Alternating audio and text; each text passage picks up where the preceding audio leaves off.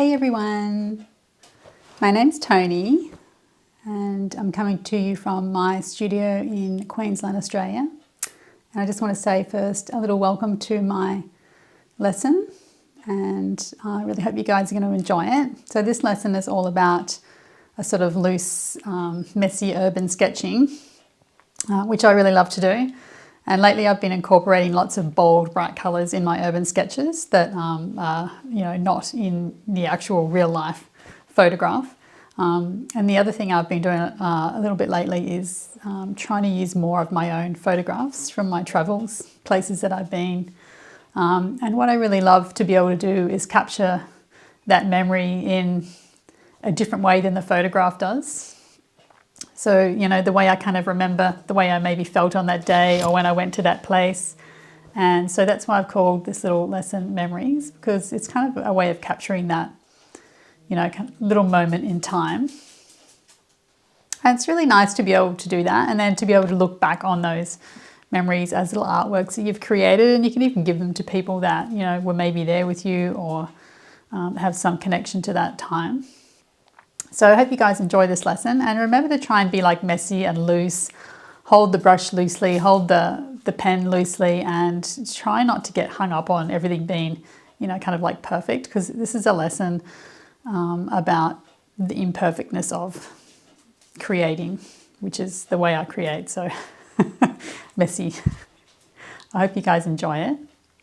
Now, Tam has given me some questions to talk about. So I'm going to start off with those. And the first one is, how does creativity support your growth, health and well-being? Well, for me, it's really kind of almost my whole life at the moment, because I'm sort of semi-retired and I do this for a job now. So it kind of supports me in a lot of ways. But really I came to it. I've been creative my whole life. I've always done some kind of art. In high school, I did all the art courses, I did the pottery courses, I did the photography courses. So I've always been a creative kind of person, and I just really like to express myself. So the way it supports me is that I don't think I could live without art, without creating, without making things, doing things. I'm always thinking about the next thing I want to do. And so it supports me in that way as an outlet for, to get my creations out there. And they can be based on a whole lot of things, but the messy kind of style that I create, I find that I can embody a lot of emotion in my work. So I guess it's a way of me kind of speaking with pictures.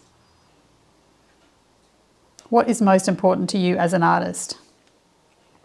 The thing that is probably the most important thing to me is being able to kind of follow my intuition and create what I feel like. Now, if you look at my Instagram or Facebook or even my website, I just have so many different kinds of artworks, and I always want to do something different. So the most important thing for me as an artist is to follow what I feel like I want to do. And sometimes I can go for weeks on end without creating any art at all, because I just don't feel like it. And then all of a sudden I'll feel like something, I'll have an idea of what I want to do, whatever the theme is or perhaps the media is that I want to use, and then I'll just go like crazy for a week or two making heaps of artworks, and then I'll just stop again. So for me as an artist, the most important thing is to be able to follow what I feel like doing, not what I feel like I should be doing.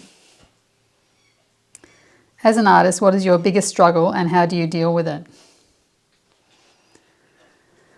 I think this changes. Like my biggest struggle last year was probably a different thing than it is this year. And maybe that kind of, I don't know what my biggest struggle is at the moment. I guess sometimes I feel like I should be creating more art that looks all the same, so that, all my artworks look like mine.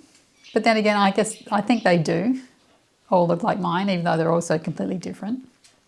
So I guess that's one of the things I wouldn't say I struggle with it, but it's something that's in the back of my mind sometimes, that, maybe I shouldn't be doing so many different kinds of artwork, but, I really can't help myself.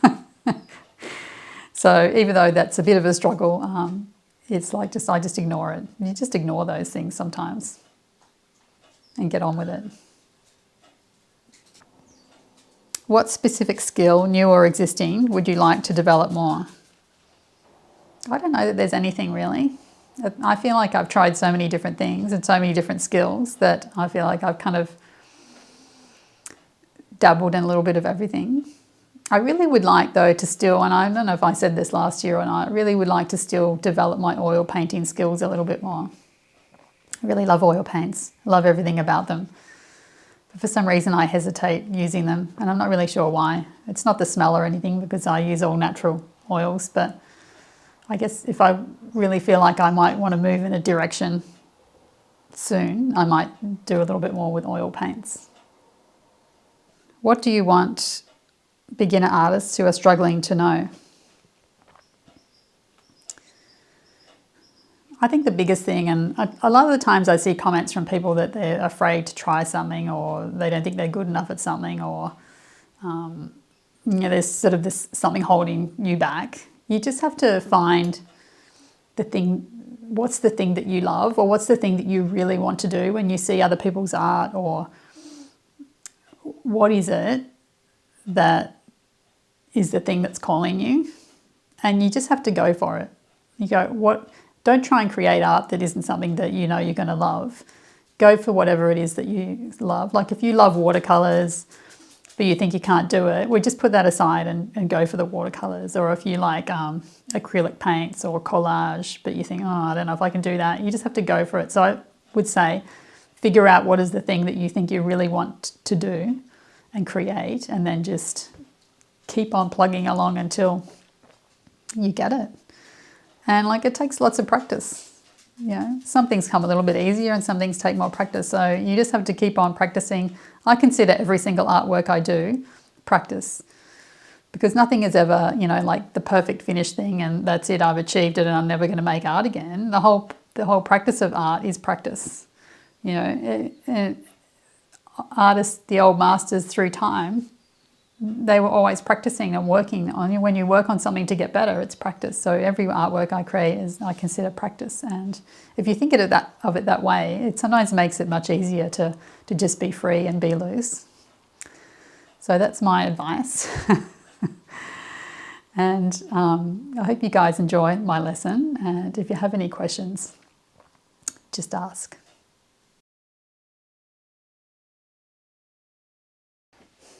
Okay, you guys, so I've just got my little reference image here, which is a photograph I took when I was in Dublin a few years ago, just on like an old castle somewhere.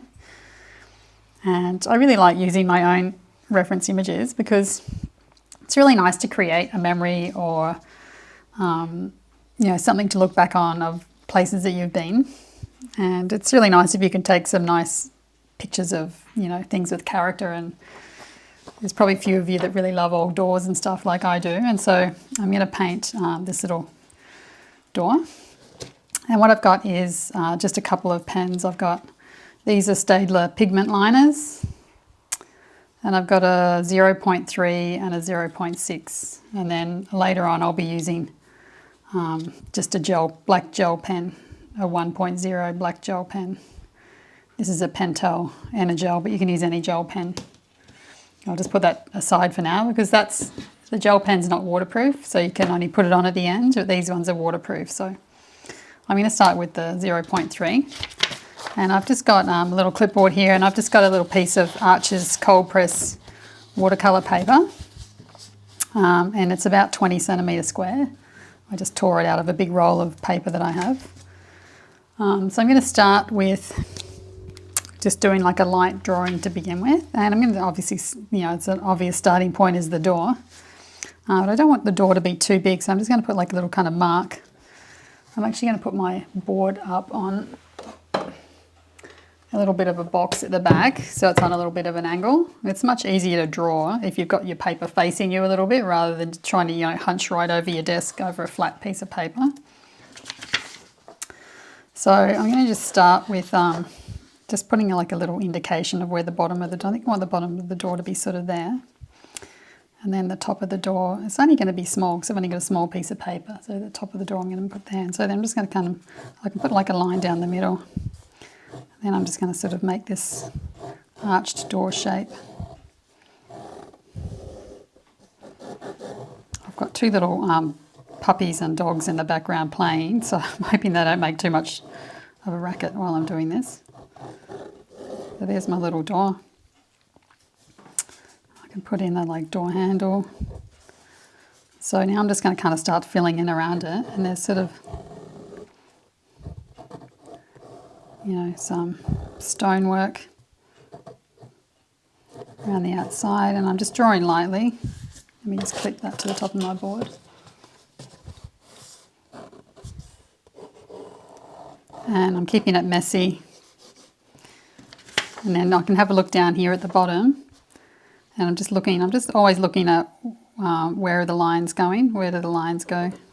So I'm drawing the like little shape, so that line comes out like that, then it goes across, and then there's a little line like that. So then there's another one, and I don't usually worry about drawing it exactly the same as the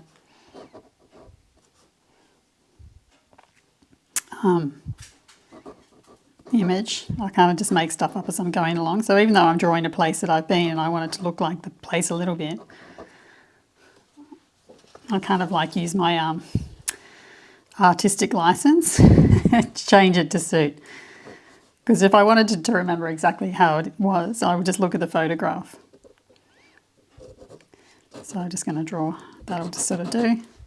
And then there's a step across here that goes around, which I might actually just leave out, so I'm not going to draw that for now, because I'm not sure if I will actually draw it. I can start drawing the sort of hinge that comes across, this beautiful ornate hinge. And there's no like kind of order that you have to draw things in. You can draw it in any order. I just kind of go around and I like it to look messy and wonky. So this is about not drawing, you know, like a perfect, neat artwork. It's all about it being expressive and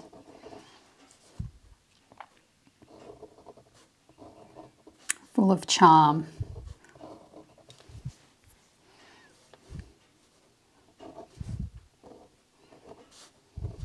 And there's another hinge down the bottom, which is less kind of fancy.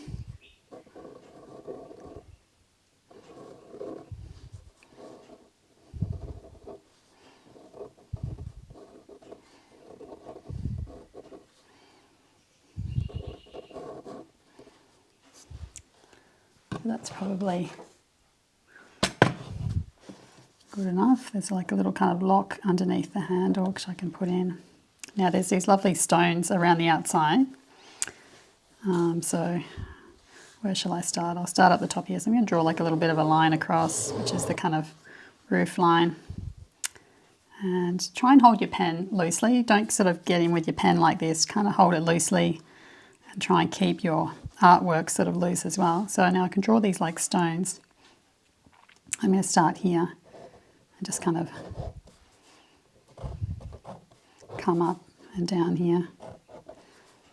I might change the way this looks here and just make it look a little bit different. I'm just going to come up and come along.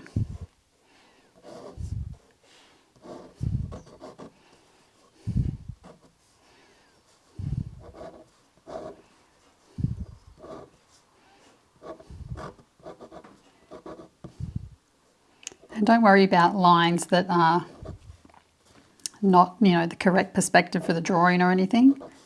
It's actually the wonky lines that are wrong, what we'll call wrong, even though they're not wrong, that really kind of make the piece interesting and add all that like lovely character that we want. I'm just going, there's like a big ugly plastic light up there which we'll be just leaving out for obvious kind of reasons. Now I'm just going to sort of have a look at what happens up here. Let me come over to this side. So there's a little line here, then there's a line that comes up like that. So we'll do another one on this side the same. So I'm just looking at all the details and then I'm just following along and kind of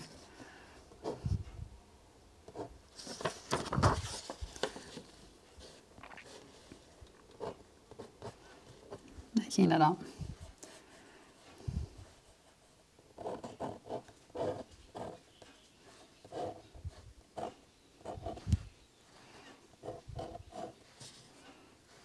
And I might continue this line here over to this side.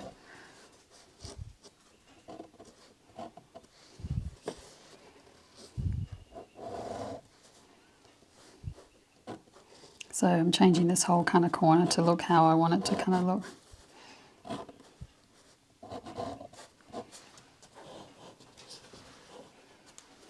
Now I'll draw some lines down across here.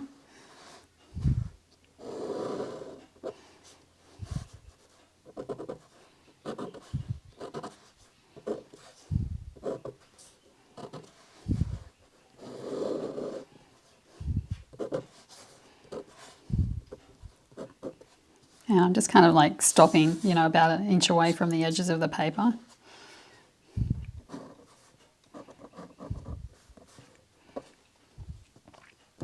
And don't worry about, like, you know, bits of lines that are not, you know, part of the drawing that you put in as guides or anything. It's all that stuff that adds to the quirky charm. Go over lines a few times.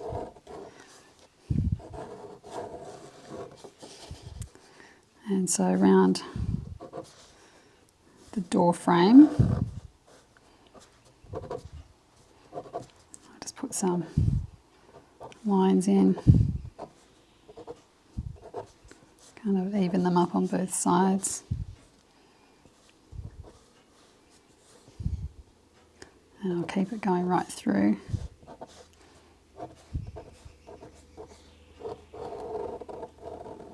I think this pen's a little bit dry because it's not putting much ink down on my paper, which is kind of helpful in a way because I don't want to have my lines too dark at the beginning.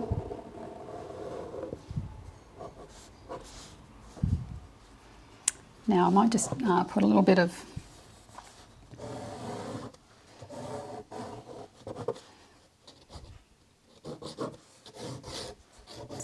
I don't have much paper left, so I'm just going to indicate that there is a roof up there.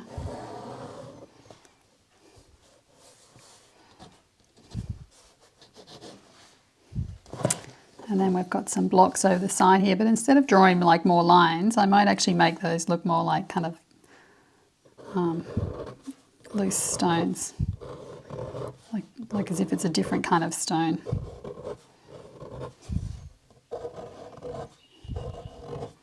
So this is what I mean when I say artistic license. You don't have to, you know, be a slave to your image.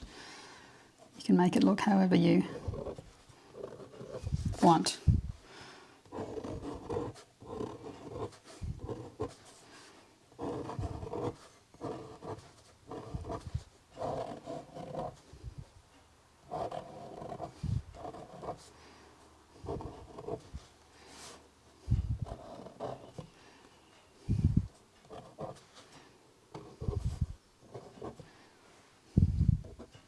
It's probably enough drawing, but I do want to kind of like indicate the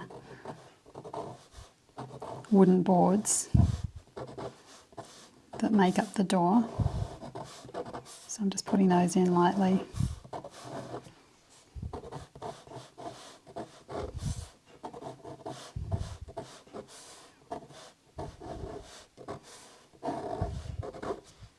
Okay, that's my little drawing. And now I'm ready to start painting. Now, just because our door is, you know, made out of wood and the stones are grey, doesn't mean we have to paint our painting that colour. In fact, I like to use like bright colours. So what I've got on my palette is, to start with, I'm going to use a colour from called French Ochre, Sennelier, and an art spectrum colour called Flinders Red Violet. And I'll be using some white gouache as well, but not until the end. And I might add another colour. These are just colours that I already had in my palette that are dried up that I'm going to reuse. So I'm not going to be using that teal colour. But it was already there, so. Along with these are two of my favourite colours of all time, Flinders Red Violet and French Ochre. So I'm going to put my paper up on a little bit of an angle, and I'm kind of really going to be ignoring this mostly, but I'll just keep it there in case I want to look at it. And I've got a little brush here. This is a 10/0 Raven Jackson's watercolour brush. These are my favourite brushes. I've got another one here which is bigger, which is a size 0, but it's a little bit big for this tiny little piece of... I actually need the one in between, which I have somewhere. I don't know where it is. So I was going to actually use the one in between these, but I couldn't find it. So I will use the smaller one. Even though I usually am a big brush kind of... Actually, no, I'll use the big one. It's always good to use a bigger brush than what you think you need, because it helps you to stay loose. So what am I going to do first? I'm going to start with the yellow ochre. And I've just got water on my brush, and I've got the brush quite wet. These brushes are really good because they hold like a lot of water. And I'm going to start with just kind of putting some here, and I'm going to be leaving white space on my artwork, and I'm going to come out, just kind of put some colour. I'm going to wash off my brush, and I'm going to grab a tissue and dampen my brush and just kind of soften the edge just a little bit. And I can add some more water and just kind of make really a bit of a mess. Now while that's wet, I'm going to get some of the Flinders Red Violet, and I'm going to do the same thing, but I'm going to come over this side. I'm going to go around these bricks and come down here. And I want it to touch the yellow so they kind of blend together.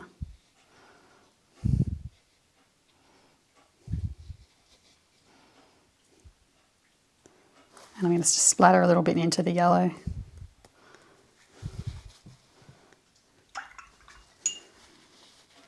And I'm going to come in with like a damp brush and just soften the edges a little bit, but not too much.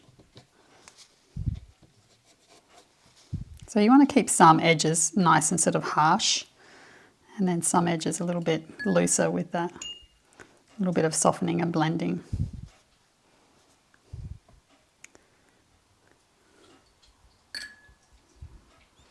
Now I'm going to look at my image and see where the darker areas are. So the door has some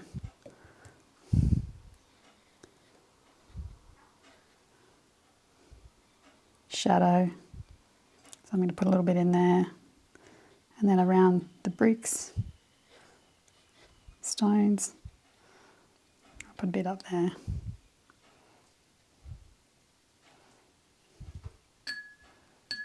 I'm just going to alternate between the two colours, so I might get a second brush just so I don't have to keep washing all the colour off.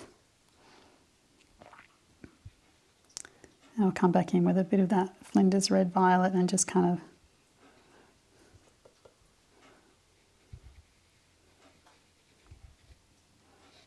now, sometimes I don't know how these are going to turn out, and sometimes they don't turn out that well, but art is about, for me, art is about exploring and trying things to see what happens. So you can't be afraid of the colour, especially with watercolour. Now I can come with a tissue, and if I want to just lighten up some areas, like the blocks, I can, but I don't want to lighten up too much. I use a kind of addition and subtraction process with my painting, so I'll put lots of colour on and then I'll come back and oftentimes I'll just kind of wipe it all off with my tissue or a brush, damp brush. I can hear my little puppy with some paper behind me. So I'm just going to like add some variation by just dabbing some more of that colour in.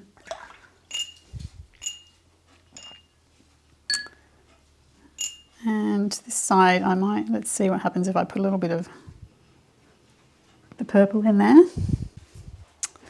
All right, I've let that dry because I got interrupted to go away for about 15 minutes. So I've let that dry. And what I'm going to do now is I'm just going to come back in. So I'm using like kind of a layering process, and I'm going to come back in with some more of the same colours. And I can look at this if I want to and just see where it's kind of a bit darker.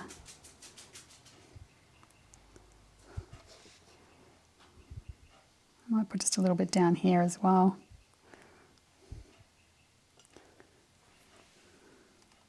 zoom up a little bit closer.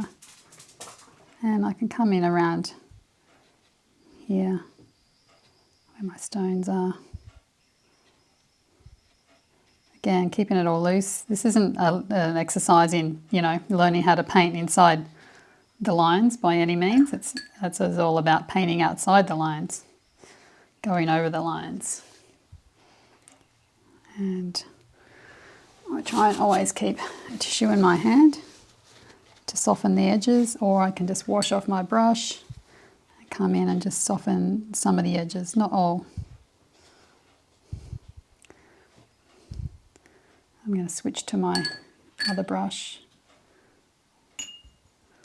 grab a little bit more of that purple.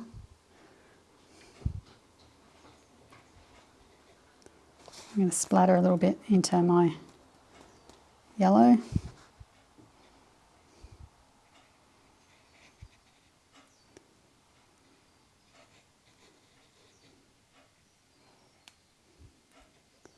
I might kind of drag it down here on the floor. So I'm really not using my reference image anymore, I'm just ignoring it now. I'm going to wash that brush off.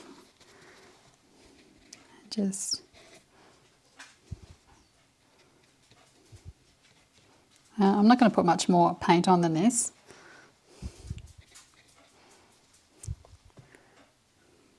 It dries lighter than it looks now, but what I did is I put a little bit on my palette of a colour called Helios Purple, which is also another one of my absolute favourite colours.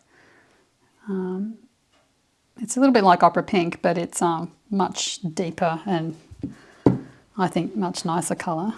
I'm just going to splatter some on there, and I might just dot a little bit in here and maybe just a little bit over here. Splatter it on the wet paint and it'll kind of bleed in. And that's enough of that. Just adds that little bit of kind of zing, I like to call it. Let's put a bit more of this purple up here. And you can see down the bottom here where my colours are all bleeding together, which I really like, so I'm going to add a little bit more there.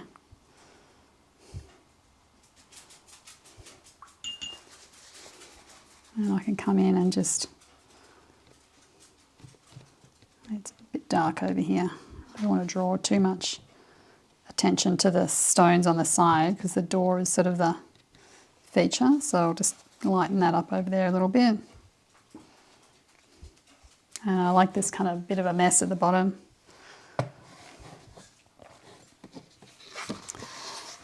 And I could actually just grab a little bit of my yellow ochre, French ochre, and just splatter it over here.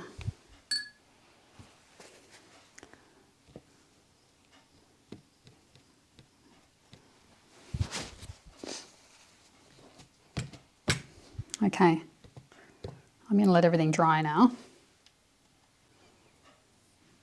Alright, so I dried that with a heat gun. Now, sometimes that can make your paper buckle a bit. If your paper's buckled, I'm not really worried about it too much. You can just wet the back with like a spray gun or just a really wet brush, put water all over it, and then just squash it between two pieces of paper under a big pile of books for half an hour to an hour, and your paper will be nice and flat again. I pretty much never tape my paper down unless I'm doing something that's going to soak the whole thing and it's really, really wet. So now I'm going to come in with my pen again, and I'm going to use the 0.6, and then I'll use some of this pen as well. I'm going to start with this one, and you can use your image or you can just make it up, which is what I'm going to do. And I'm just going to come in and where there's shadows, and you can look at your image to see where the shadows are, but I kind of know where the shadows are because the shadows are inside the door frame. I'm just going to, and I'm keeping my pen loose in my hand.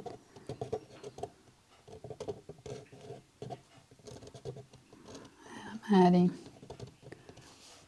This paper is pretty rough, so you're not going to be able to tighten up and make it all perfect, which is good.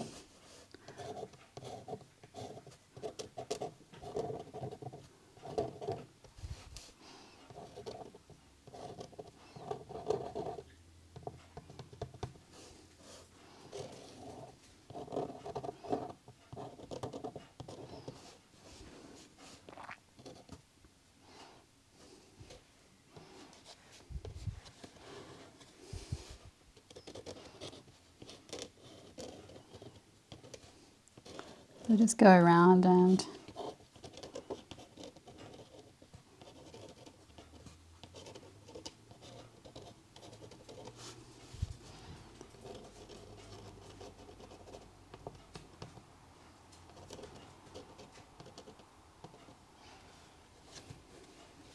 so kind of adding like the middle dark areas. I'm going to put some darker areas with my gel pen after this, and then I might do a few lighter squiggles with my pen that I started with as well. So where the joins are in the stones, I can make a little bit more of a shadow.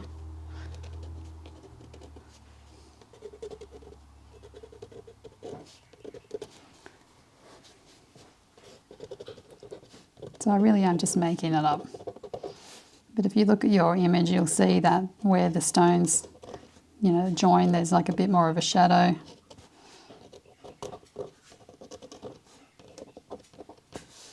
Where the mortar is. It kind of makes you look at buildings in a whole different way when you start drawing and painting them like this.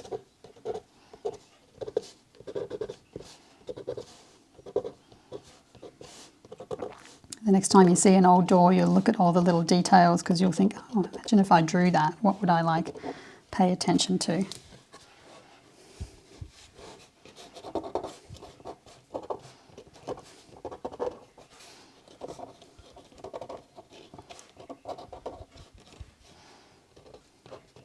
And this is where you can kind of pick out the lines that are kind of the most important. And, you know, any like little lines that you drew in that you felt like were in the wrong place, you just ignore those because most of that will be covered up with the watercolour now anyway. So again, I'm like kind of picking out the little joins in the stones. I can come up here and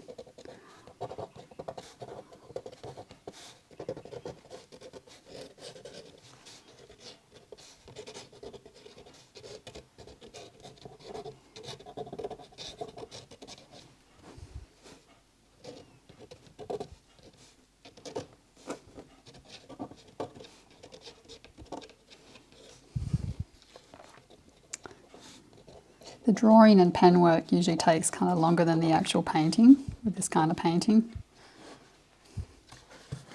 Now with these stones I can kind of colour in like a little shadow there where the stones join up to each other.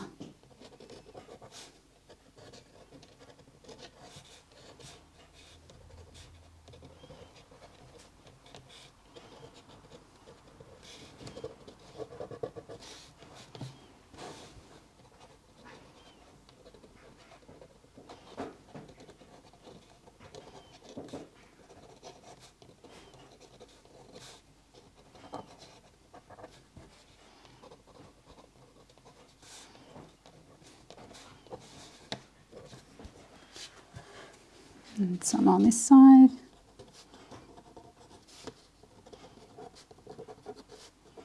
If you find yourself tightening up, you can also give yourself a time limit. Say to yourself, okay, I'm going to do this whole thing in, say, 20 minutes. And it kind of forces you to rush. You kind of have to be in a bit of a hurry when you're a loose artist. Because if you think you've got all the time in the world, then you'll just be too fussy with things.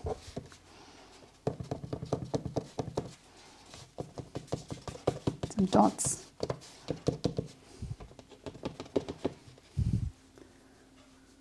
Now, just maybe a little bit up here.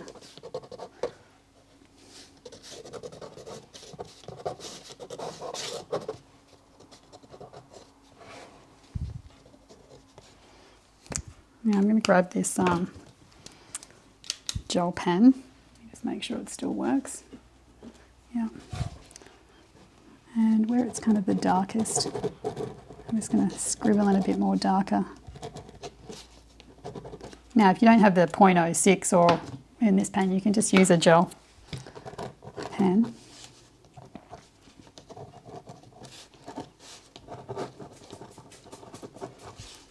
Because it's much the same, to be honest, but the thing I like about the gel pen is that I can wet it with a little, let me get a different brush. I can wet it with a brush and get just like a little bit of shadow, like so. So that's the nice thing about the gel pen, it's not waterproof.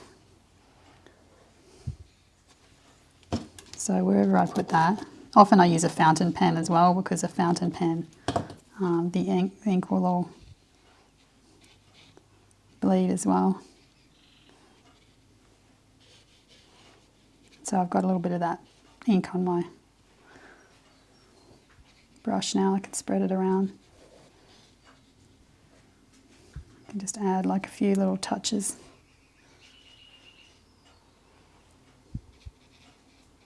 Of shadow. And if it's too much, you can just get tissue and blot a little bit off. Now I'm going to come back to the point 3 and just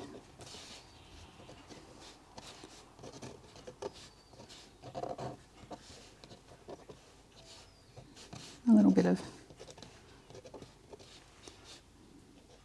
these boards, not too much. I'm just thinking a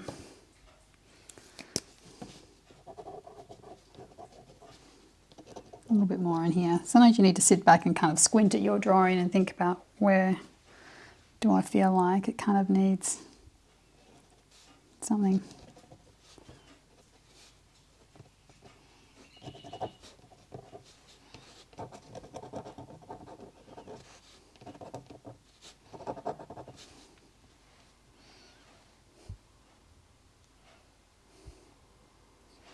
I'm going to just write my name somewhere here. And I'm going to put some white gouache on my piece, but I want to wait for it to dry first. Now, it's not actually dry yet, but what I'm going to do is get some of my white gouache. And I've got a dried up palette of it here, but I'll put some fresh stuff in. You can just re-wet it like you do with watercolours, but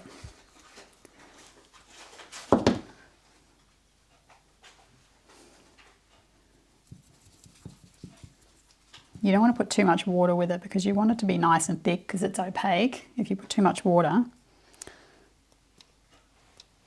just going to splatter some on. If you put too much water, it will end up being transparent when it dries. And I can put like just a little bit on my actual. Now you've got to be careful because you've put your pen on there. If you wet your black pen and it's not waterproof, it'll smudge into the white. So you could do the white gouache first if you want before you do your pen, but I like to kind of do the gouache last. So I've just I can colour in a couple of stones a little bit.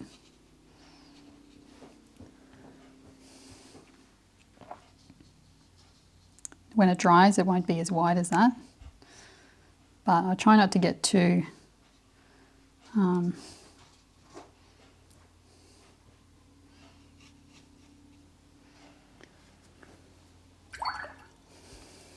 particular.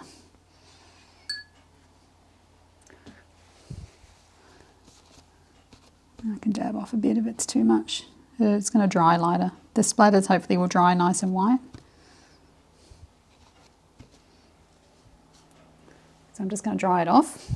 Okay, you guys, so I've just dried that off and I've taken it off the little board. And I'm really happy with how it turned out. And it's kind of like a whimsical interpretation of my memory of that place. And I remember on that day that we passed this castle. I can't remember if it was a castle or a church, it might have been both, on our way to like the Guinness factory. So I think it's rather fitting that my door is now in yellow French ochre and purple. And I hope you enjoy this lesson and I look forward to seeing your little doors in the Facebook group. Thank you.